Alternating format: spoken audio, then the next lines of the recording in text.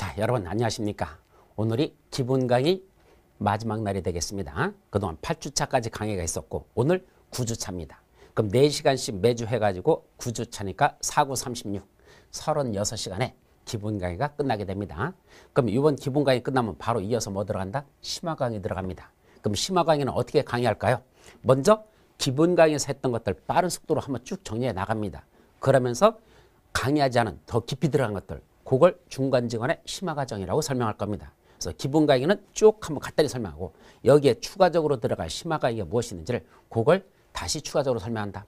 그래서 기본 강의가 공부되신 분들은 기본 강의 그냥 요약 정리 한번 한다고 생각하시면 되고 거기다가 추가적으로 이거 더 봐야 된다라는 심화 과정이 들어갑니다. 근데 기본 강의가 안 돼 있는 분들은 그 기본 강의 설명하는 게 이해가 안 되면 그거 준비 안 된 거거든요. 그분들은 차라리 기본 강의를 한번 더 들으셔야 될 겁니다. 그래서 기본 강의가 되신 분들만 심화 과정으로 넘어간다. 이렇게 하시면 되겠죠. 자, 이제 오늘부터 이제 오늘 마지막 강의 나가는 건 주택법 뒷부분하고 농지법하고 합쳐서 오늘 강의가 마무리됩니다. 그럼 강의 들어가기 전에 오늘 강의 브리핑을 먼저 설명하고 들어가도록 하죠. 자, 여기 보실까요? 강의 브리핑. 그렇죠? 실패란 뭐란다? 넘어지는 것이 아니라 넘어진 자리에 뭐 하는 것이다? 머무는 것. 이게 실패랍니다. 무슨 뜻이에요? 사람은 살다 보면 어떤 형태로든 뭐한다? 넘어질 수밖에 없습니다. 자기 나름대로는 많이 준비했다고 했는데 막상 일을 부딪혀보면 생각보다 어렵습니다. 진도가 안 나갑니다. 어떨 때는 좌절하는 경우도 있죠. 그럼 그게 뭐죠? 넘어진 거죠. 그럼 이 넘어지는 게 실패냐? 아닙니다. 넘어졌는데 일어나지 않고 거기서 그냥 주저앉아 버리는 거. 그것이 바로 뭐다? 그게 실패라는 얘기입니다. 그러면 넘어지는 건 사람이 살다 보면 필연적으로 있을 수밖에 없습니다. 세상 살면서 한 번도 안 넘어지고 사는 사람이 있습니까? 아닙니다. 어떻게 하든 아무리 똑똑하고 잘났어도 하다 보면 시련과 고난은 닥칠 수밖에 없습니다. 그걸 그 자리에서 머물지 말고 어떻게 극복하고 일어설 것이냐. 이것이 바로 여러분들이 살아가는 인생에서 우리가 극복해 나가고 우리가 나가야 될 방향이다. 이런 얘기죠. 따라서 실패라는 건 뭐가 실패다? 넘어지는 것이 실패는 절대 아니다. 넘어지는 게 중요한 게 아니라 넘어지고 나서 어떻게 다시 일어설 것이냐. 넘어진 자리에 머무는 그것이 실패라는 것. 맞죠? 예, 그런 의미에서 우리 작년에도 공부학습 사실 넘어진 사람들이 있습니다. 그럼 그게 실패입니까? 아닙니다. 지금 다시 공부하시잖아. 언제? 올해 다시 합격을 해서 노력하고 있습니다. 그건 절대 실패한 게 아닙니다. 성공이 약간 늦어졌을 뿐이지 결코 아직 포기하지 않는 한 그건 실패한 것이 아니라는 것. 그런 마음 자세로 오늘도 최선을 다해서 먼저 나가도록 합니다. 자, 그러면 오늘은 뭐 나간다 그랬죠? 주택법 뒷부분부터 나갑니다. 아직 그림이 들어있지 않습니다. 오늘 총 몇 장이 되냐? 페이지가 여러분들 보시면 21페이지입니다. 분량이 대단히 많습니다. 아직 그림을 못 그렸어요. 이거는 언제까지 해준다? 4월달까지 여러분들에게 그림을 그려서 또 여러분께 다시 제공해서 그때 강의를 다시 이거 다시 찍어 드릴 테니까 그때까지는 지금 불편하더라도 그냥 칠판 강의, 판서 강의로서 여러분들이 보시도록 그렇게 말씀드립니다. 지금 책 써야 되는 게 지금 4권이거든요. 그래서 4권을 써야 되는데 실무하지, 강의해야 되지, 또 책 써야 되지. 이것만 강의합니까? 손해사정사, 보험계리사라고 또 그쪽 강의하는 게 또 있다 그랬죠? 예, 1인 5역을 하려다 보니까 너무 힘듭니다. 뭐 그렇게까지 살아야 되냐라는 말도 하는데 하여튼 최선을 다해서 열심히 극복하려고 하는데 사실 몸이 좀 따라주지를 못하고 있습니다. 그래서 지금 그림에 대해서는 워낙 시간이 오래 걸리는 거기 때문에 이건 나중에 보험 강의 끝나고 나서 그 다음에 나중에 그때 4월달쯤에 시간 내서 그때 해드릴 테니까 그때까지만 미루도록 합니다. 아시겠죠? 자, 그럼 이거 들어가기 전에 지난주에 우리 건축법의 지난주 강의야. 건축법 첫 번째가 뭐였었죠? 일정한 설계자는 건축물에 대한 설계를 할 때는 구조안전을 확인해야 된다. 그런데 그런 구조안전을 확인한 후에 나중에 건축주가 착공신고하러 갈 때 누구한테? 허가권자한테 착공신고하러 갈 때 그때 뭐 해야 됩니까? 구조적으로 안전하다는 확인 서류를 설계자로부터 받아가지고 허가권자한테 제출해야 되는 그런 경우가 있었죠. 근데 그때 그 제출해야 되는 건축물들이 뭐가 있었죠? 3층 연호 높13 처구 기기 10 지국투 있었어요. 그때 3층이라고 됐었는데 3층 이상 되는 건축물은 구조안전을 확인하라 그랬었죠. 그게 동시에 지진안전 확인이라 그랬었는데 개정될 거다라고 그날 말씀드렸었습니다. 근데 그날 강의 끝난 게 수요일이었었고 금요일 날 우리 인터넷 사이트 올라가는 그날 그게 개정이 됐습니다.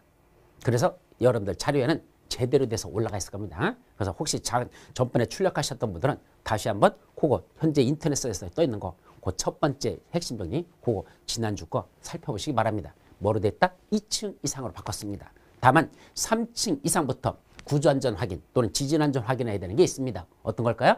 자, 건축물을 지었는데 주유구조부를 뭐로 만들었더냐? 주유구조부. 그 중에 요거 기둥, 그 다음에 보. 기둥하고 보인 주유구조부를 목구조로 만들었다. 목구조라는 건 나무 목자야. 나무로 만들었습니다. 즉 기둥하고 보를 나무로 만들었다면 그거는 2층 이상부터 구조안전 확인하는 게 아니라 그건 3층 이상부터 구조안전 확인해도 좋다라고 되어 있습니다. 이게 무슨 말일까요? 자, 우리 일본 볼까요? 지진의 대명사. 일본 심하죠? 근데 일본은 주택을 뭐로 짓습니까? 대부분이 목재로 짓습니다. 콘크리트 짓는 단독주택은 별로 없습니다. 태반이 목재입니다. 왜 그러죠? 목재는요, 지진이 나서 땅을 흔들어잡혀도 이 목재는 뭐가 있어? 탄력이 있기 때문에 목재와 목재를 이렇게 서로 끼워놨잖아. 기둥하고 버 이렇게 했죠? 그럼 이거 흔들어잡혀도 그냥 나무들이기 때문에 크게 진동만 있을지언정 붕괴되지는 않습니다. 그게 나무의 특성입니다. 근데 콘크리트는 그냥 흔들어잡히면 다 부서져가지고 그냥 무너져 버립니다. 그래서 일본은 목구조로 되어 있는 주택들이 상당히 많습니다. 붕괴되는 걸 막기 위한 거죠. 그래서 목구조로다가 기둥과 볼을 만들었다면 그거는 2층부터 아니라 3층 이상부터 구조안전을 확인해도 되고 그거 이외에는 이제 3층이 아니라 2층 이상이다. 그래서 외우는 방법도 2층 연오 높13 처구 기기 10 지국턱 이렇게 바꾸셔야 됩니다. 그래서 3층 연호가 아니라 2층 연오 높13 아셨죠? 그렇게 개정됐다는 거. 개정됐거라 하고 나서 계속 말만 있다가 강의 끝나고 나니까 또 그런 말이 나와가지고 결국 그렇게 수정해 주시기 바랍니다. 아셨죠? 자, 그러면 오늘은 뭐부터 나간다? 주택법의 이제 뒷부분에 나갑니다. 그래서 주택법 오늘은 이제 두 번째죠. 주택법인데 뭐부터 나갈까? 우리 주택법을 보면 제일 먼저 나오는 게 뭐랬죠? 용어정의가 제일 먼저 나온다 그랬었고 지난주에 용어정의 살펴봤었습니다. 자, 본론 내용에 보면 크게 세 개 파트로 나눠져요. 주택의 건설에 가는 거, 두 번째 주택의 공급에 가는 거, 세 번째 주택 중에 뭐 하는 거? 리모델링에 관한 거. 이게 우리 주택법 전체적으로는 이런 식으로 현재 구성되어 있습니다. 그 중에 주택을 건설하자 지금 이거 나가고 있었죠. 그럼 주택을 건설하자면 제일 먼저 나오는 게 뭐 있었죠? 누가 건설하니? 그걸 짓는 자가 누구지? 사업 시행자라고 하지 않고 이거는 사업 주체라고 부른다 그랬습니다. 이 사업 주체는 다시 둘로 나눠집니다. 국토교통부한테 등록하고 사업을 시행하는 등록사업자가 있고 등록하지 않고도 사업을 시행하는 누가 있다? 비등록사업자라는 자가 있더라. 이렇게 등록사업자, 비등록사업자 둘로 나눠집니다. 그때 등록하지 않고 하던 자 중에 제일 중요한 게 누구다? 바로 이번 시간에 나가는 주택조합에 관련된 문제입니다. 그래서 주택조합부터 살펴보는 거죠. 그래서 아직 사업주체에 관한 걸 살펴보고 있었습니다. 자, 그럼 좀 이따 더 나가보자. 사업주체가 할 일이 뭐죠? 사업주체가 정해지면 그 사업주체 어떤 식으로 사업을 시행할 건지 사업을 시행하기 위한 구체적인 계획을 수립합니다. 그걸 무슨 계획을 한다? 사업을 시행하기 위한 계획을 수립한다. 사업계획을 수립해서 뭐 받는다? 승인을 받아라. 그건 사업계획 승인 받는다고 돼 있죠. 그럼 사업계획 승인 받았으면 이제 뭐죠? 승인 받은 대로 사업에 들어가면 되죠. 근데 잠깐 사업에 들어가기 전에 사업 시행에 필요한 몇 가지 조치들이 있더라. 그래서 세 번째가 사업 시행을 하기 위한 몇 가지 필요한 조치들이 있는데 그러한 조치로서 중요한 게 무엇이 있을까? 이걸 사업 시행에 대한 조치들을 살펴보자는 얘기죠. 자, 그럼 사업 조치를 다 끝냈으면 사업에 필요한 조치가 끝났으면 이제 뭐죠? 본격적인 사업으로 들어갑니다. 이걸 말하죠? 사업 시행 절차라고 합니다. 그럼 사업을 시행하려면 제일 먼저 뭐부터 할까? 예, 착공신고부터 합니다. 나 지금부터 공사 들어가요 라고 착공신고를 해야 되고 공사하는 걸 뭐란다? 시공이라는 걸 해야 되고 시공을 제대로 하는지 감독하는 걸 감염으로 수행하고 다 지었다? 그러면 뭐 받습니까? 사용 검사라는 걸 받으면 주택의 건설은 다 끝난 겁니다. 근데 하나가 더 있네? 5가지네? 뭐가 있죠? 건설되는 데 소요되는 막대한 자금. 그 주택 자금을 어떻게 조달할 것이냐? 주택 자금에는 어떤 것들이 있는지 그 주택 자금의 종류가 하는 걸 살펴보는 거. 이렇게 5가지를 살펴보는 게 주택의 건설과 관련된 내용들 몇 가지죠. 자, 조금 더 나가면 그럼 그때 주택이 건설되는 걸 어떻게 공급할 것이냐? 여기 공급이란 말은 분양하고 임대하고를 합쳐서 공급이라고 합니다. 즉 분양주택은 어떻게 분양할 것이냐? 이게 공급이죠. 임대주택은 어떻게 임대할 것이냐? 그게 공급이란 뜻입니다. 그래서 주로 임대주택보다는 여기는 분양주택을 중심으로 하니까 공급 이크로 분양과 같은 뜻이다. 이렇게 새기더라도 무방합니다. 자, 어쨌든 공급이란 이 분양과 임대를 말하는데 그중에 공급하는 걸 뭐자? 제대로 공급하자. 이게 핵심이에요. 주택을 공급하는데 제대로 공급하자. 그러면 첫째 나오는 게 공급 원칙이 있거든요. 이거는 이번에는 아직 안 봐요. 공급 원칙이라는 건 주택을 공급하려면 누굴 모집해야 돼? 입주자들을 모집해야 되잖아. 우리가 흔히 분양 신청한다 그러죠? 입주자를 모집하려면 일단은 시장군수 구청장한테 승인을 받고 입주자를 모집하는 게 원칙입니다. 근데 예외적으로 시장군수한테 승인받지 않고도 입주자를 모집하는 그런 것들에 관련된 거. 이것이 공급 원칙에서 나오는 내용들이고, 두 번째 분양가 상한제라는 게 있습니다. 분양하는데 너무 비싸게 받지 말래. 분양가 상한제와 관련된 내용들. 그래서 분양하되 너무 비싸게 받지 말라. 분양가 상한제와 관련된 내용. 이게 있죠. 세 번째는 주택을 공급받는 바로 여러분들이 주택을 공급받을 수 있는 각종 증서나 또는 지위 같은 걸 갖고 있는데 조합원주라든지 주택사원사채라든지 또는 입주자 저축 신청이라든지 또는 각종 무허가 건물 확인서 같은 딱지를 갖고 있는데 이거 함부로 타인에게 양도, 양수, 알선, 광고해서는 아니 된다. 즉 주택을 공급해서는 그 공급받는 질서를 주택에 공급받을 수 있는 질서를 뭐하지 말라? 그걸 유린하지 말래. 그걸 공급질서 교란 행위를 하지 말라. 교란 행위 금지라는 이런 내용들이 있습니다. 그래서 여러분들이 갖고 있는 각종 지위나 증서를 함부로 타인에게 이전 양도하는 거 안 된다. 공급질서 교란 행위 금지죠. 그다음에 네 번째로서는 공급하는 사업 주체도 자기가 현재 짓고 있는 그 주택이나 또는 조성되는 대지들 있잖아. 이걸 가지고 무슨 짓 하지 말라? 함부로 타인에게 뭐 하는 거? 그래서 은행 같은 데서 대출 받아가지고 뭐 하는 거? 거기다가 저당권 설정해가지고 그 돈 갖고 딴 데 써가지고 못 갚아버리면 분양받은 사람들이 나중에 그걸 갚으라고 심각해지겠죠? 함부로 저당권 같은 거 설정하지 말라. 전세권 설정하지 마라. 다른 건설업자한테 입주 예정자들의 동의받지 않고 지멋대로 팔아버리는 거 된다 안 된다? 안 된다. 그런 것들을 한마디로 말한다. 저당권 설정 같은 거 함부로 하지 말라. 저당권 설정 등의 제한에 관한 그걸 함부로 하지 못하게 하는 그런 제한에 관한 것도 있습니다. 또 다섯 번째, 주택에 대한 투기적 바람이 부는 지역에서는 즉 주택가격 상승률이 물가 상승률보다 현재 높은 지역, 주택가격 상승률이 물가 상승률보다 훨씬 더 높대요. 그러면 주택에 대한 투기 바람이 있죠. 그걸 잠지역에서 투기 과열 지구라는 걸 지정하는데 투기 과열 지구가 무엇이냐라는 것도 나올 것이고, 하나 더 본다면 일정 기간 동안 전매 행위를 제한하는 것도 있습니다. 주택을 공급받았으면 일정 기간 동안 되팔지 말라. 이걸 뭐란다? 전매 행위를 일정 기간 동안 뭐한다? 제한하는 것들, 이런 것들에 관한 거. 이것이 주택의 공급과 관련된 내용들입니다. 그 다음에 이제 마지막으로 리모델링에 관련 것들이 몇 가지가 있는데 이런 식으로 크게 보면 주택법은 전반적으로 이런 내용을 다루고 있다. 그중에 지금 뭐 나간다? 사업주체에서 지난주에 등록사업자와 하는 거 비등록사업자를 살펴봤는데 오늘은 이제 뭐 들어간다? 주택조합이라는 게 뭐더냐? 요거죠. 요게 핵심 정리 몇 번? 14번으로 돼 있어요. 그래서 핵심 14번이면 핵심 정리 14번 놓고 이게 주택조합이죠.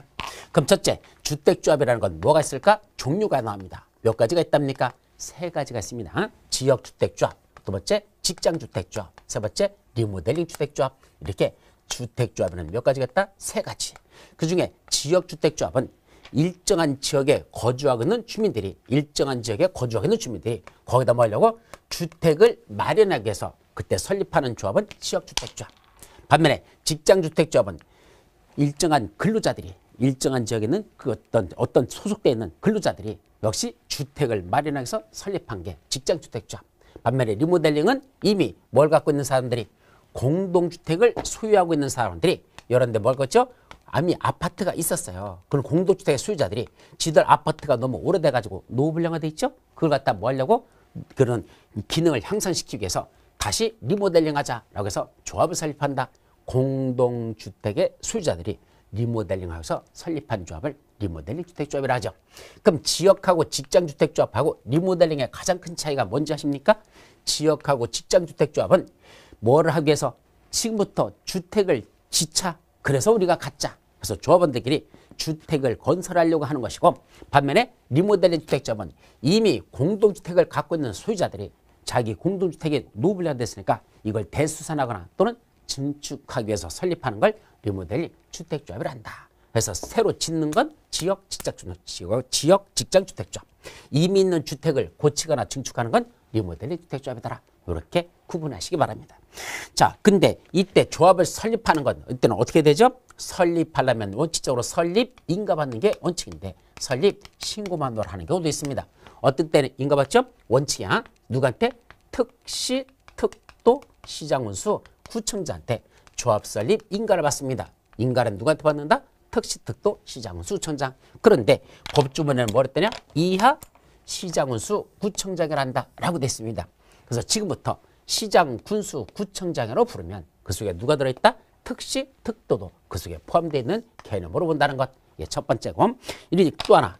근데 말이야, 인가받는 게 아니라 설립할 때 신고만으로 할 수 있는 경우가 있죠. 인가사항이 아니라 신고사항도 있습니다. 어떤 경우죠? 바로 국민주택을 공급받기 위한 뭘 설립한답니까? 직장주택조합을 설립할 때는 설립 인가받는 게 아니라 설립 신고사항. 국민주택을 공급받기 위한 직장주택조합. 이거는 설립 신고입니다. 자, 조심할 거. 근데 조합이 설립할 때 인가받고 설립했는데 그 인가받은 내용을 변경하려고 하거나 중간에 조합을 해산하려고 할 때는 그때는 다시 뭐 해야 될까? 변경, 인가, 해산, 인가받는 게 맞습니다. 그런데 국민주택을 공급받기 위해서 직장주택조합을 설립할 때는 설립 신고를 한다 그랬죠? 그래서 설립해놓고 다시 그걸 변경하나 해산할 때는 인가받을 때요? 신고할까요? 설립할 때 인가받았으면 변경 해산할 때도 인가받고 설립할 때 신고하고 했으면 변경하나 해산할 때도 뭐한다? 신고만으로 한다는 것. 재작년 시험 문제 출제됐던 내용이 됩니다.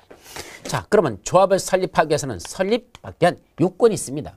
어떻게 하면 설립할 수 있죠? 이 요건도 여러분들이 기억해 두셔야 됩니다. 첫째, 지역하고 직장주택조합은 핵심이 뭐죠? 새로 주택을 마련하기 위해서 설립한다 그랬잖아. 그럼 주택을 지으려면 뭐겠다? 땅 있잖아요. 이 땅에 대해서 뭐 받아야 된다? 이 땅에 대한 일정한 사용할 수 있는 권한을 확보해야 됩니다. 사용권이라고 하는 건 이 땅을 사용할 수 있는 권한. 첫째는 뭐 하면 설정하죠? 첫째는 토지 소유자의 동의를 받아서 사용권을 확보해도 되고 아니면 소유권을 취득해도 사용할 수 있고 지상권을 설정해도 사용할 수 있습니다. 따라서 사용할 수 있는 권한을 확보해야 된다라는 게 있는데 얼마나 받아야 되죠?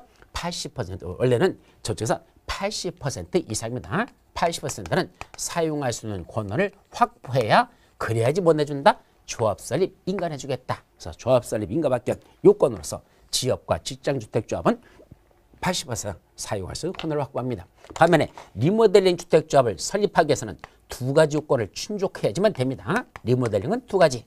첫째는 뭐가 있어야 되죠? 결의 요건이 있어야 합니다. 이때 결의라는 게 뭐죠? 결의라는 게 무슨 말입니까? 자, 어떤 행위를 하기 위해서 사람들이 모여가지고 자기들끼리 의사를 합치는 거. 도원결의라고 들어보셨죠? 도원결의가 뭡니까? 복숭아 밭에서의 결의란 뜻입니다. 도원이 복숭아 밭이거든요. 복숭아 도자, 과수원할 때 원자입니다. 그럼 복숭아 밭에서 했던 결의가 누구죠? 바로 유비하고 관우하고 장비가 그때 거기서 술 한 잔씩 마셔가면서 우리끼리는 뭐다? 의형제다. 그죠? 형제를 맺었습니다. 죽어도 같이 죽고 살아도 같이 살자 그랬습니다. 그래 그 죽을 때는 각각 따로 다 죽었어요. 그러니까 어쨌든 도원결의라는 게 있었죠. 그때 결의죠. 즉 여기서 결의라는 건 여기 살고 있는 사람들끼리 모여서 공동주택의 소유자들이 모여서 야 우리 리모델링 주택 설립할까? 리모델링 주택조합 설립할까? 그랬더니 사람들이 뭐죠? 그러자. 이게 결의예요. 얼마큼이 결의해야 되냐? 그 요건이죠. 자, 둘로 갈라집니다. 전체를 하는 경우하고 한 개동만 리모델링 하는 경우 둘로 나눠집니다. 즉 리모델링은요. 주택단지 전체를 리모델링 하는 경우도 있고 그중에 한 개동만 리모델링 하는 경우도 있습니다. 그때 전체를 리모델링 하기 위해서는 얼마나 받아야 될까? 그때는 전체에 얼마 받아야 됩니까? 구분 소유자와 의결권에 그때는 3분의 2 이상의 동의 결의가 있어야 됩니다. 전체는 3분의 2가 오케이 돼. 이 안에는 구분 소유자 의결권에 3분의 2가 다 오케이 했건. 그런데 각 동별로는 전체는 그렇대 하나동마다 여기 4개 동이 있으면 백일동, 백이동, 백산동, 백사동 하나하나 동마다는 그 하나동에 구분 소유자 의결권이 있겠죠? 각 동마다 그 각 동에 구분 소유자 의결권에 각 얼마 된다? 과반수는 오케이 해야 된다 이 말입니다. 과반수가 오케이 할 것. 요거 또 기억합니다. 그럼 한 개 동만 한다면 전체를 다 하는 게 아니라 백일동 하나만 리모델링 한다면 그다음에 백일동에 구분 소유자와 의결권이 있을 건데 이자들의 얼마? 3분의 2 이상의 그런 결의가 있어야 리모델링 주택조합을 설립할 수 있습니다. 두 번째는 일정한 경과년수가 지나야 됩니다. 이때 경과년수라는 건 일정한 기간이 지나야 된답니다. 몇 년이죠? 원래 대수선은 10년만 지나면 할 수 있습니다. 근데 증축은 몇 년이죠? 그건 15년 이상이 지나야 됩니다. 15년이 경과할 것. 그래서 대수선은 10년이고 증축은 15년이 지나면 그때는 리모델링 주택조합을 설립할 수 있죠. 다만 증축은 시도조례에서 15년 이상 20년 미만에서 따로 정하면 그 연수가 지나야 된다고 곧 지난주 리모델링에 대한 개념 정리에서 설명해 드렸던 겁니다. 자, 하여튼 이런 결의 요건하고 경과년수 두 가지를 충족하면 리모델링 주택조합을 설립할 수 있다라고 됐습니다. 자, 그 밑으로 내려서 이제 조합원하고 나오죠. 근데 조합원이라는 건 어떤 거죠? 이제 리모델링이든 어쨌든 지역, 직장 또는 리모델링 주택조합을 설립할 때 이제 조합원에 관한 겁니다. 첫째, 조합원은 모집하기 위해서는 모집 신고를 해야 됩니다. 누구한테 해야 되죠? 시장군수 구청장한테 조합원 모집하렵니다라고 모집 신고를 하는데 이때 모집 신고하고 나서 어떻게 한단다? 공개 모집 방법을 합니다. 모집 신고하라서 공개 모집 방법을 해야 된다는 것 은밀히 하지 말래. 공개 모집을 하라 라고 됐습니다. 다만 공개 모집한 이후에 조합원이 중간에 뭐죠? 사망하거나 자격 상실이 있거나 탈퇴 등을 해버렸대. 공개 모집을 했는데 그 다음에 조합원이 뭐다? 자격 상실되거나 탈퇴해버려서 줄어들었어. 그럼 뭐 할 수 있죠? 다시 채우는 걸 뭐죠? 충원. 그래서 미달되어 충원할 수 있어. 결월이 생기면 충원할 수 있고 만약에 모집했는데 인원수가 미달되면 다시 재모집을 할 수가 있습니다. 그때는 뭐가 필요 없다? 신고하지 않아도 된다. 그때는 신고가 필요 없고 그때는 뭐뭐 하면 된다고? 선착순 방법으로 해도 된다. 신고하지 않고 선착순 방법으로 모집해도 된다는 것. 거기까지도 새로 신설된 거니까 기억합니다. 자, 조합원 숫자는 몇 명으로 해야 될까요? 전제는 주택건설 예정세대수 몇 세대를 질 것이냐? 500세대 진다면 500세대가 주택건설 예정세대수가 되겠죠? 그 500세대에 얼마로 해야 된다? 50% 이상으로 다라고 됐습니다. 작년까지는요. 이 주택법에서 퍼센트 개념이 없었고 다 분수를 했었습니다. 그래서 2분의 1 이상 이렇게 돼 있으면 2분의 1 또는 2분의 1 이상이죠. 그럼 이거 얼마죠? 이건 50%라는 뜻입니다. 50% 해당이죠. 그죠? 그 다음에 5분의 4 그러면 얼마죠? 5분의 4. 그러면 이거는 얼마가 됩니까? 원래는 5분의 4, 80%가 되는 거죠. 개념이 이런 식으로 이게 숫자들이 전부 다 이렇게 바뀌어버리고 있다는 거. 근데 다 바꾼 건 아닙니다. 예를 들면 3분의 2 그러면 3분의 1 얼마죠? 66.666%잖아. 그건 이렇게 쓰기가 못하니까 그냥 3분의 2 이렇게 됐습니다. 아셨죠? 그리고 숫자들이 다 바뀐 건 아니다. 그래서 이런 식으로 3분의 2는 그냥 쓴단다. 그래서 어쨌든 저런 식으로 개념을 쓰고 있는데 여기도 2분의 1 이상이라고 됐던 걸 주택건설 예정세대수의 50% 이상이다. 그래서 몇 명을 모집한단다? 만약에 500명을 주택건설 예정수자라면 그 500세대를 모집하려고 한다면 그 중에 몇 명? 250명의 조합원은 모집해야 된다. 그게 50% 이상이죠. 250명이야. 그런데 임대주택은 포함시킨다, 제외한다, 제외시킵니다. 그래서 만약에 여기다 뭘 짓는다? 임대주택을 짓는다면 그 임대주택 수는 제외한다. 작년에 시험 문제 냈던 겁니다. 그래서 임대주택 수는 제외한다라고 되어 있죠. 또 만약에 최소한은 몇 명이 된다? 20명 이상이 된다. 요 20명이라는 게 무슨 말일까요? 자, 지역주택조합, 직장주택조합에 가는 건 괜찮은데 이거 지역이나 직장주택조합은 만약에 30세대를 짓는다 하죠. 그럼 예정세대수가 30세대라고 가정하면 그때는 30세대의 50%면 몇 명이죠? 15명이잖아. 그럼 15명 갖고 된다? 안 된다는 얘기입니다. 그때는 최소한이 20명 이상은 돼야 된다는 얘기죠. 그런데 첫 번째 보면 주택조합 가로 열고 리모델링 주택조합은 체외라고 되어 있습니다. 그럼 리모델링 주택조합은 주택건설 예정세대수의 50% 이상 조합원을 모집한다? 그런 말은 의미가 없죠. 왜냐면 아까 결의한 사람들 있잖아. 아까 결의요건. 그 결의한 자들만 뭐가 된다? 이분들만 조합원이 되는 거고 결의하지 아니한 분들은 조합원이 아니에요. 그럼 결의하지 아니한 사람들은 무슨 대상이다? 매도 청구 대상입니다.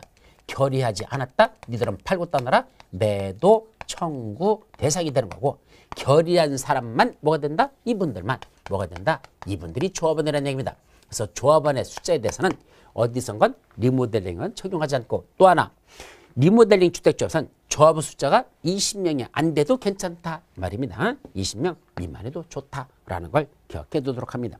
그러면 좀 전에 처음에는 500세대가 주택건설 예정 세대수였어. 그럼 500세대면 조합원 50% 이상 250명이 되죠. 근데 이게 700세대로 늘어났습니다. 그럼 700세대가 돼버리면 변경해서 500세대 질 걸 700세대로 변경하면 그때는 250명이면 될까? 안 됩니다. 700세대 변경된 세대수의 50% 이상입니다. 그러면 350명이 필요하다는 얘기죠. 따라서 250명밖에 못 왔는데 그때는 350명으로 바뀌면 100명을 더 일단은 충원해야 된다는 것 그렇게 기억해 두시면 됩니다. 자, 맨 밑에 선정 제한이라고 되어 있죠. 무슨 지역에서만 투기과열지구간에서 지역주택조합으로 모집할 때만 투기과열지구간에서 지역주택조합으로 모집할 때는 무슨 방법으로 하지 말라? 선착순 하지 말랍니다. 조합은 접수 순서대로 그 지위를 인정해서는 아니 된다. 먼저 사람한테 주는 거 이런 건 어디에서만 투기과열지구간에서 지역주택조합으로 모집할 때는 조합원 접수 순서대로 그 조합원의 지위를 인정해서는 안 된다는 거 거기까지만 기억하시죠. 다음 페이지다 보면 조합원의 자격이 나옵니다. 누가 조합원이 될 수 있을까? 이때 조합원의 자격이 나오는데 이 조합원 자격은 뭐만 살펴볼까요? 지역하고 직장 두 가지만 여기서는 일단 살펴보자.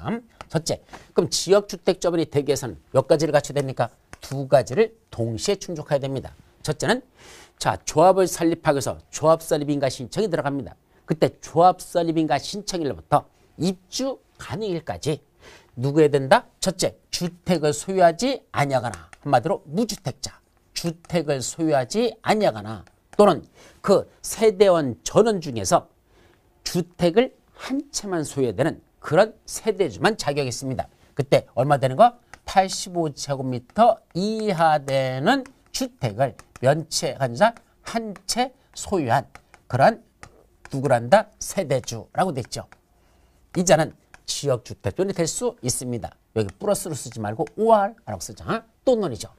자, 결론 지역주택조합이 되기 위해서는 조합설립인가 신청일로부터 입주하는 일까지 주택을 소유하지 아니한 사람 지역주택조합이 될 수 있습니다. 두 번째, 주택은 한 채만 갖고 있어도 돼. 얼마 되는 거? 85제곱미터 이하 되는 주택 한 채만 소유한 사람도 되는데 다만 이 한 채는 세대원 전원 중에서 한 명이지 꼭 세대주 명의로만 갖고 있는 건 아닙니다. 세대주 명의가 아닌 세대원 중에 한 명이라도 80년 이하 되는 주택을 갖고 있다면 그때 그 세대주가 뭐가 된다? 이 사람이 지역주택조합이 된다. 그래서 무주택 세대주거나 아니면 80년 이하 되는 주택을 세대원 중에 한 명이라도 갖고 있는 그러한 세대주 그런 사람은 지역주택조합이 될 수 있죠. 자, 한 가지 더 동시에 충족하라 그랬죠. 조합설립인가 신청일 현재 조합설립인가 신청 들어간 날 있죠? 그날 기준으로 현재 뭐 해야 된다? 해당 지역에서 6개월 이상 거주하여 온 자일 것. 계속 거주라고 쓰는데 계속하여 거주하여 온 자일 것. 그 사람만 뭐가 된다? 지역주택조합이 될 수 있습니다. 이때 해당 지역이 어디다냐? 지역주택조합이 될 수 있는 지역은요. 수도권 서울, 경기, 인천에 있는 사람은 서울, 경기, 인천 어디 가든지 다 지역주택조합이 될 수 있습니다. 자, 밑으로 내려가면 충청남도, 대전광역시, 세종특별자치시 그 세 군데 있는 사람은 어디 가서든지 그 지역에서는 지역주택조합이 될 수 있죠. 충청북도는 충청북도에 있는 사람들만 충청북도 안에서 지역주택조합이 됩니다. 전라북도는 전라북도에 있는 사람들만 됩니다. 전라남도는 전라남도하고 광주광역시 그 안에 있는 분들은 다 지역주택조합이 됩니다. 이런 식으로 일정한 지역에 거주가 있는 이런 사람들 그분들이 6개월 이상 그 지역에 계속 거주하고 있었으면 지역주택조합이 될 수 있죠. 그럼 직장주택조합원은 위에 있는 지역주택조합원의 1번과 원칙적으로 같습니다. 즉 무주택자거나 또는 85제곱미터 이하 되는 주택 한 채만 소유한 세대주는 직장주택조합이 되는데 그게 원칙인데 단서가 있습니다. 다만 뭘 봤는데 국민주택을 공급받기 위한 직장주택조합 있었죠? 요거 국민주택을 공급받기 위한 직장주택조합은 설립신고사항이었습니다. 요 설립신고사항일 때는 뭐만 한다? 그때는 무주택자만 하나입니다. 85제곱미터 되는 주택 한 채 소유자는 안 되고 무주택 한마디로 세대주라고 하는 게 정확하죠? 무주택 세대주 이 부분만 뭐가 된다? 그때는 직장주택조합이 될 수 있다라는 거. 자, 두 번째는 같은 동일한 지역에 있는 뭐가 됐습니까? 동일한 국가기관, 지방자치단체, 법인에 근무하는 자일 것. 세 군데야. 국가기관, 지방자치단체, 법인에 근무하는 자들은 직장주택조합이 될 수 있다. 여기까지만 기억해 두도록 하죠. 자, 근데 그 밑에 보면 탈퇴나 환급이라는 게 나오죠. 작년에는 없던 신설된 내용입니다. 왜냐면 자, 주택조합에 내가 가입을 했는데 중간에 마음에 안 들어 하는 게 진도도 안 나가고 그래서 나 그만할래요 하고 탈퇴를 했더니 탈퇴를 안 시켜줍니다. 내가 집어넣은 돈 돌려주세요 했더니 환급 안 시켜주겠대. 그래서 문제가 많아져가지고 다시 법에다 명시했죠. 이때 조합 규약으로 정하는 바에 따라 조합의 탈퇴 의사를 밝히고 뭐 할 수 있습니까? 탈퇴할 수 있습니다. 그런데 어떤 절차가 필요한지는 조합 규약으로 정한답니다. 근데 규약이란 말은 우리 정비법에서 어떻게 배웠죠? 조합은 정관이라는 규칙을 갖고 있고 토지 등 소유자는 규약이라는 규칙을 가지고 있고 공공시행자들 시장운수라든지 주택공사 등이라든지 신탁업자는 시행 규정이라는 게 있다 그랬었잖아. 근데 여기는 조합이 규약을 갖고 있답니다. 조합 규약 일어났잖아. 그래서 이건 좀 법적으로 좀 하나로 통일하면 어디 더 나는지. 정비법에서는 규약은 토지 등 소유자가 작성한 규칙이라고 하고 여기는 조합이 작성한 규칙을 여기는 규약이라고 만들었습니다. 다른 법에서는 정관을 하고 있는데 따라서 이것도 조합 규약이라고 하지 말고 조합 정관이라고 하는데 바꾸면 안 되는지. 하여튼 만드는 새끼들 맘이지만 지들 멋대로 이런 용어 쓰는 건 아주 불만족이 많습니다. 하나로 통일하면 좋겠죠. 어쨌든 조합 규약으로 정하는 바야 탈퇴 의사를 밝히고 탈퇴할 수는 있습니다. 또 탈퇴하게 되면 그동안 냈던 비용 들어간 거 있잖아. 그 비용에 뭐다? 환급도 청구할 수 있는데 이때 조합 규약으로 정하는 바에 따라서 그때 부담한 비용의 환급을 청구할 수가 있습니다. 또 여기는 무슨 제도가 만들어졌다? 임원의 결격사유에 가는 게 이번에 새로 신설됐습니다. 종전에는 임원 결격사유라는 게 없었어요. 근데 결격사유는요. 다른 법에서도 공통적으로 사용하는 결격사유가 참 많아. 도시개발 임원의 결격사유, 정비사업조합 임원의 결격사유 있었죠. 그때 조합 임원들의 결격사유 보면 태반이 뭐죠? 첫째, 미성년자, 피성년 후견인, 피한자 후견인, 파산 선고를 받아서 복권되지 아니한 자, 금고 이상의 형을 선받고 그 집행이 끝나거나 집행을 받지 아니하고로 확정대로 2년이 지나지 아니한 자, 이런 것들은 공통적으로 일반적으로 나오는 결격사유에 들어있습니다. 그럼 여기도 그런 사유 들어가더냐? 예, 들어갑니다. 근데 그건 다른 데도 공통적이기 때문에 별도로 쓰지 않았습니다. 여기만 특별히 볼 수 있는 게 세 가지만 더 기억하자. 금고 이상의 형을 선받고 뭘 받았죠? 집행유예를 선고받았습니다. 그럼 그 유예기간 중에 있는 자, 임원이 될 수 없습니다. 근데 여기는 특이하게 하나 더 넣었죠. 금고 이상의 형을 선고받고 선고유예를 받은 자로서 그 선고유예기간 동안에 있는 자들은 뭐 할 수 있다? 그때는 임원이 될 수 없습니다. 선고유예도 해당된다는 게 새로 신설된 거고 더 나아가서 해당 주택조합의 공동사업주체인 주택조합하고 누구랑 같이 할 수 있다 그랬죠? 지난주에 등록사업자하고 같이 할 수 있다 그랬죠? 근데 그 등록사업자가 이쪽 우리 조합에 임원을 겸직하는 건 된다 안 된다? 안 된다. 그건 겸임 금지가 안 된다 이 소리입니다. 또 업무대행사의 임직원들. 이때 업무대행이라는 건 조합원을 모집하는 거, 광고하고 알선하는 거. 이게 바로 업무대행인데 이 업무대행하는 자들은 뭐가 될 수 없다? 그 조합에 임원이 될 수 없다라는 거. 그것도 여러분들이 기억해 두도록 합니다. 자, 조합 설립 인가 받았어. 그럼 그림으로 그리면 여기서 조합 설립 인가를 받았습니다. 그럼 설립 인가 받은 날로부터 몇 년 이내? 2년 이내에 뭐 해야 됩니까? 조합 설립 인가 받았죠? 2년 내에 사업계획 승인 신청이 들어와야 된다는 거. 사업계획 승인 신청을 하셔야 된다라는 걸 기억하시기 바랍니다. 2년 내에 해야 됩니다. 다만 뭐 하는 게 있죠? 리모델링 주택조합에서 세대수 증가를 시키는데 세대수 증가가 30세대에 미달됩니다. 30세대가 안 되는 세대수 증가형 리모델링에서는 그때는 2년 내 사업계획 승인 신청하는 게 아니라 그때는 뭐 들어간다? 허가 신청이라는 걸 해야 된다는 거. 그래서 리모델링 중에서 그 증가되는 세대수가 30세대에 이르지 못하면 30세대 미만일 때는 그때는 사업계획 승인 신청 들어가는 게 아니라 허가 신청으로 들어가야 된다는 거. 그것도 구분해서 같이 기억해 두도록 하죠. 자, 여기까지. 자, 핵심 정리 15번부터 봅니다. 핵심 정리 15번이 뭐에 관한 내용이죠? 이제 뭐 받았으니까? 이제 조합이 설립됐으니까 조합이 설립됐으면 조합 설립인가 받고 그로부터 몇 년 내? 2년 내 사업계획 승인 신청 들어가라고 그랬잖아. 따라서 이제 뭐 받자? 사업계획 승인을 받는 거로 들어갑니다.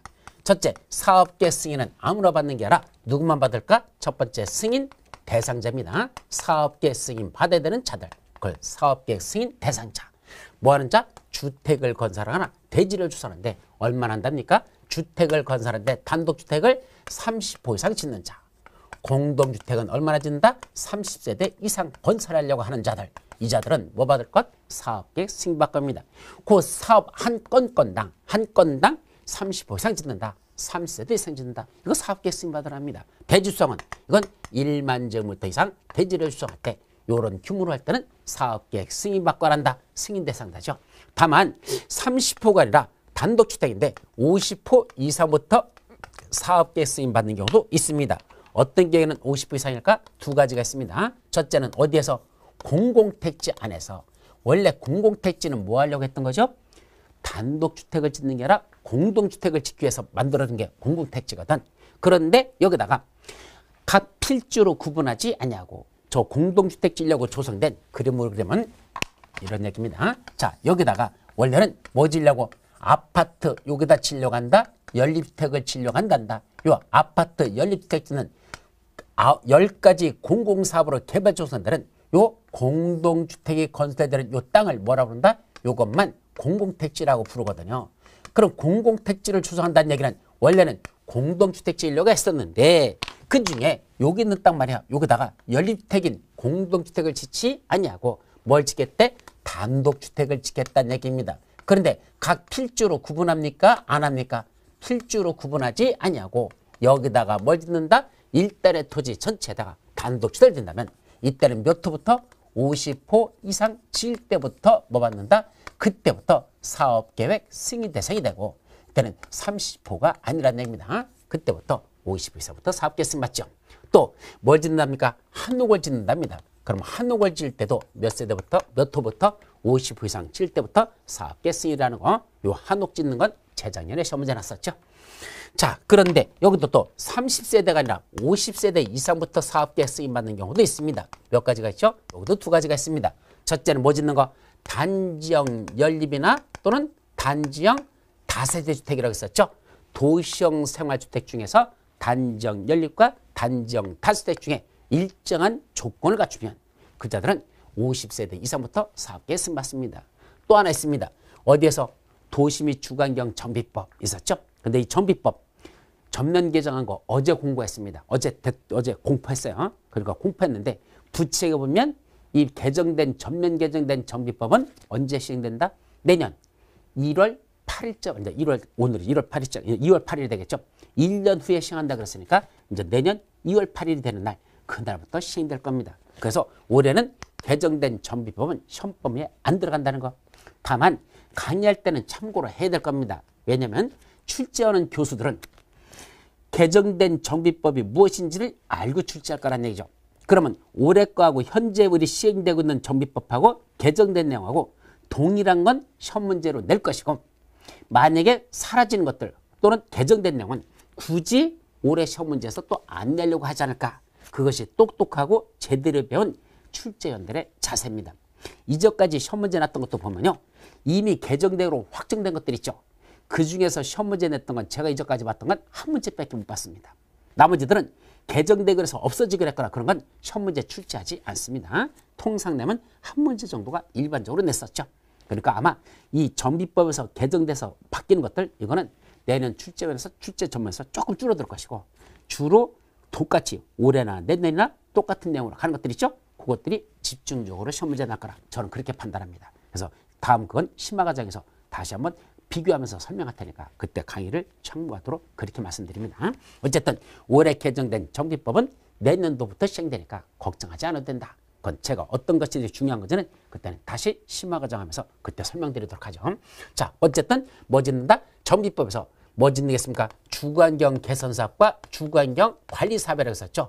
주거환경 개선사업, 주거환경 관리사업을 시행하는데 사업 시행자가 그중에 어떤 방법이 있다냐? 시행자는 정비기반시설을 새로 설치하거나 확대하고 토지 등 소유자가 자기 주택을 스스로 개량하는 방법에서 이걸 현지 개량 방식이라고 하는데 그 현지 개량 방식으로 사업이 시행될 때는 그때는 몇 세대부터 50세대 이상 질 때부터 그때는 사업계획 승인받아라 라고 돼 있다는 거. 그것까지만 여러분들이 구분해 두시죠. 자, 그럼 사업계획 누구한테 승인받을까? 이제 승인권자로 넘어갑니다. 이런 주택을 건설하고 싶으면 사업계획 승인받아라 그랬으니까 누구한테 받니? 했더니 원칙은 둘로 갈라집니다. 그때 조성되는 대지 면적이 10만 제곱미터 이상 되는 경우하고 조성되는 대지 면적이 10만 제곱미터 미만인 경우 둘로 나눠집니다. 그럼 10만 이상 될 때는 누구한테 받죠? 원래는 시 도지사들입니다. 다만 대도시에서는 대도시한테 받아라. 그래서 대지 면적이 10만 이상 조성될 때는 이런 규모로 주택을 건설하거나 대지를 조성하면서 그 면적이 10만 이상 되면 시도사한테 받고 다만 대도시에서는 대도시한테 받습니다.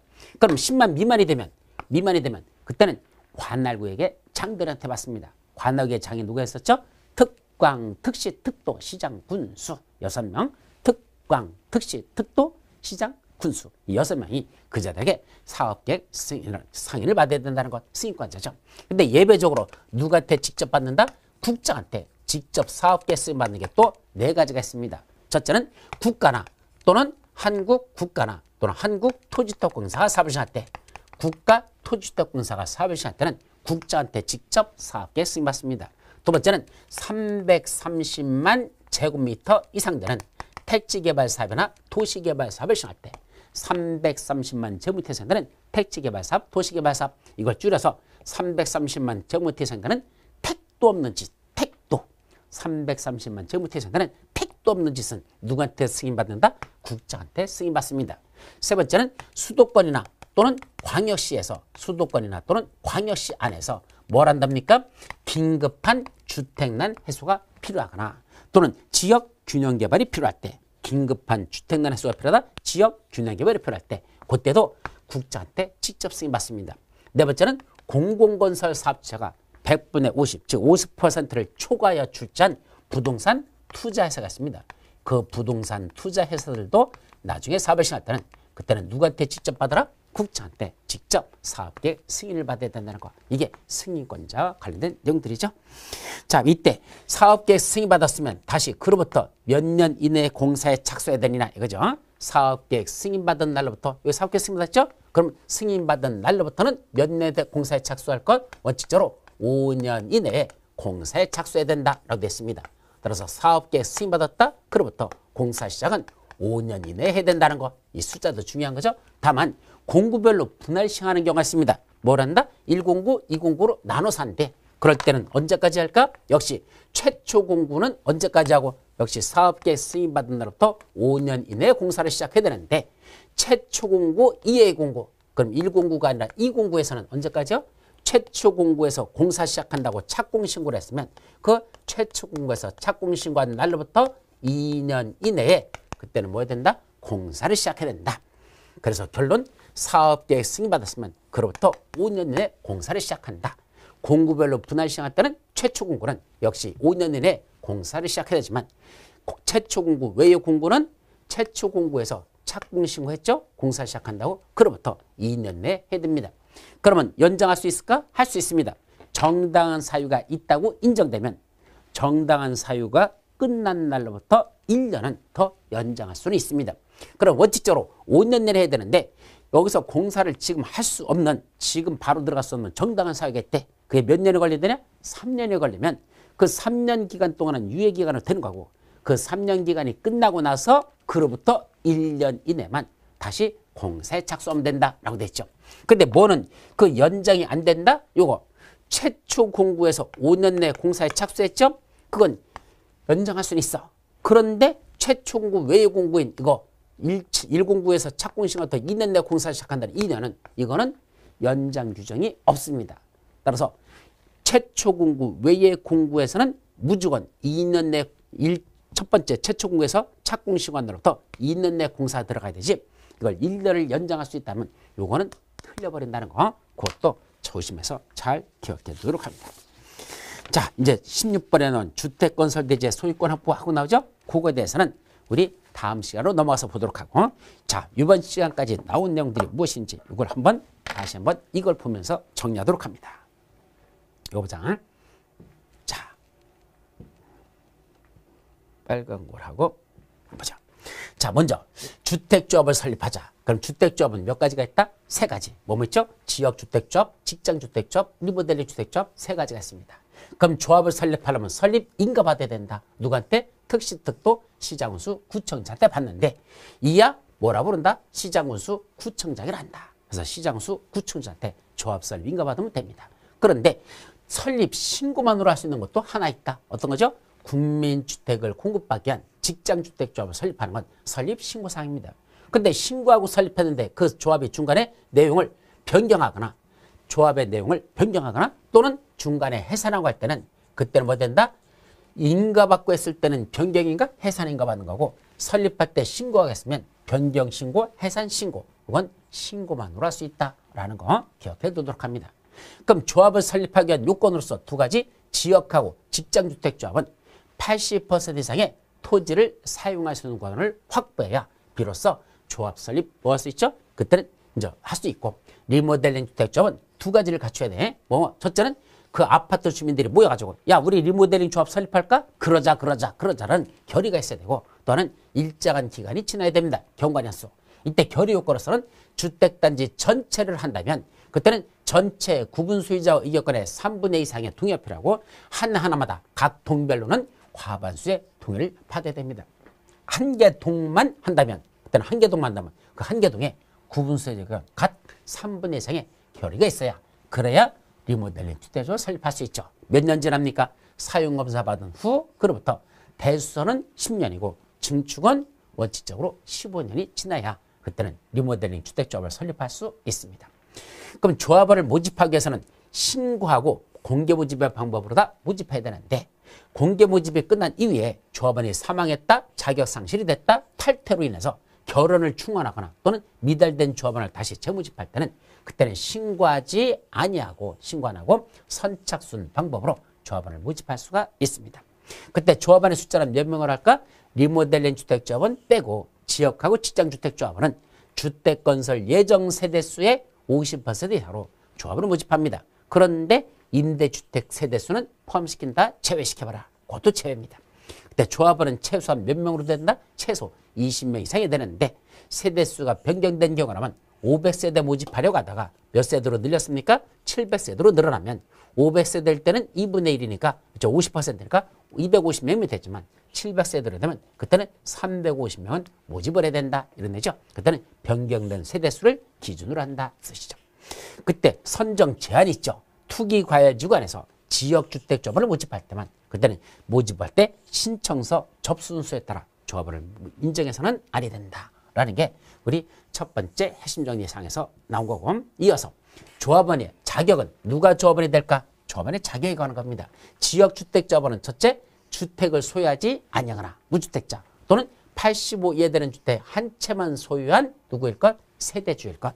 근데 한 채는 꼭 세대주가 소유하는 게 아니라 세대원 전원 중에서 한 명이 그 85제곱미터 이하되는 주택 한 채만 가지고 있으면 그자도 지역주택조합원이 될 수가 있습니다. 아예 무주택자면 더 좋고 85 이하되는 주택 한 채만 가진 세대주도 그자도 조합원이 될 수 있습니다. 또 두 번째 조건은 조합 설립인가 신청일 현재 6개월 이상 그 지역에서 계속 거주해 온 자들, 이 자들은 지역주택조합원이 될 수 있죠. 반면에 직장주택조합원, 지역주택조합원의 첫 번째 조건, 즉 무주택자이거나 85에 되는 주택 한 채만 소유한 세대주라는 건 똑같은데 다만 설립신고 대상, 국민주택을 건설하기 위한 직장주택조합을 설립하는 건 설립신고사항에 있었죠. 그때는 무주택 세대주만 자격을 줍니다. 누구는 없단다? 한 채 가지고 있는 자. 왜? 국민주택이라는 것 자체가 뭘 짓는 거죠? 국민주택을 짓는 게 85 이하 되는 주택이잖아, 국민주택이. 그러니까 이미 85 하나 가지고 있는 자는 별도로 자격을 주지 않겠다. 그래서 설립신고 대상인 국민주택을 건설하기 위한 직장주택조합에 가입할 때는 무주택 세대지만 자격이 된다는 걸 조심하시죠. 두 번째는 동일한 국가기관, 지방자치단체 또는 법인에 근무하는 사람들만 직장주택조합이 될 수 있습니다. 또 조합원은 조합 규약으로 정하는 바에 따라 조합에게 탈퇴 의사를 밝히고 탈퇴할 수는 있습니다. 그때 탈퇴한 조합원하고 또 하나 제명된 조합원 포함, 이거 중요한 것 같아요. 감이 오는 게 있잖아. 시험 문제 나는 거. 탈퇴한 조합원만이 아니라 중간에 제명된 조합원도 조합 규약으로 정하는 바에 따라 부담한 비용의 환급을 청구할 수 있다. 탈퇴한 조합원은 비용의 환급을 청구할 수 있는데 제명된 조합원은 청구할 수 없다. 땡! 틀려버립니다. 제명된 조합원도 포함된다는 거. 아까 강의할 때 생략했었죠? 이것도 잘 같이 기억합니다. 자, 임원의 결격사유들. 임원은 자, 다음에 사유가 있으면 결격사유야 임원으로서 당연히 이제 자기가 한데 또 임원이 나중에 이런 사유가 발생하면 이런 사유들이 발생하면 그때마다 당연 퇴직합니다. 다만 퇴직된 임원이 퇴직 전에 관여한 행위가 있었다면 그 효력을 상실하지 않습니다. 유의하죠.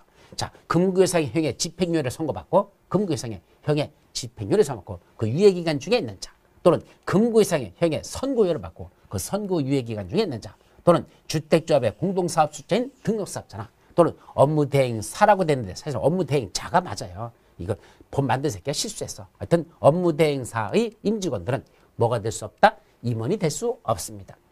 조합설립인가를 받았으면 그로부터 몇 년 내? 2년 내에 다시 사업계획 승인 신청을 하여야 합니다.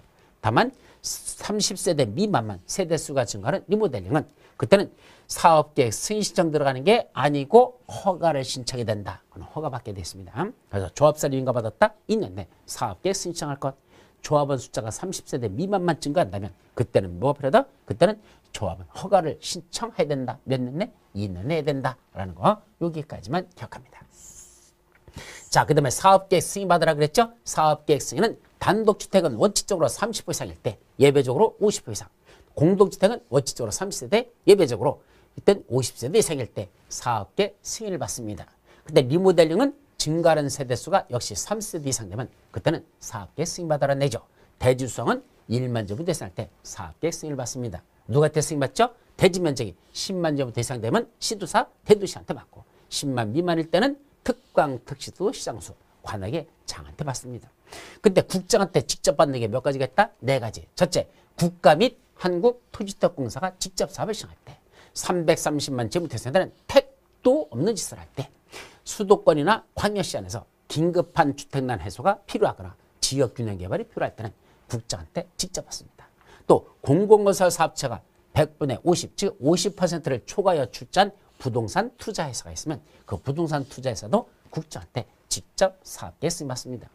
그럼 사업계획 승인을 받은 사업주체는 그 승인받은 날부터 원칙은 5년 이내에 공사를 시작해야 되는데 공고별로 분할해서 한다면 최초 공고는 언제까지 해야 되고 5년 내에 공사 시작하고 그 최초 공고 이외의 공고에서는 최초 공고에서 착공 신고한 날부터 2년 내에 공사를 시작해야 됩니다. 그때 정당한 사유가 있다고 인정되면 그 사유가 없어진 날부터 정당한 사유가 사라진 날부터 1년의 범위 내에서 착수 기간을 연장할 수 있는데 그때 뭐만 최초 착공일부터 2년 내 공사 시작했다는 그 최초 공고 이해 공고 있죠? 요거는 연장 1년이라는 연장을 적용하지 않습니다. 5년 사유들만 연장제 아니고 요거 2년짜리 하는 거 그거는 연장 사유가 없다라는 거 그거까지도 같이 기억해 두도록 하죠. 자, 이제 주택건설대지에 대한 소유권을 확보한다라고 됐습니다. 그래서 주택건설대지 소유권 확보에 관한 것들은 이제 잠시 쉬었다가 다음 시간부터 살펴보도록 하죠. 쉬었다 갑니다.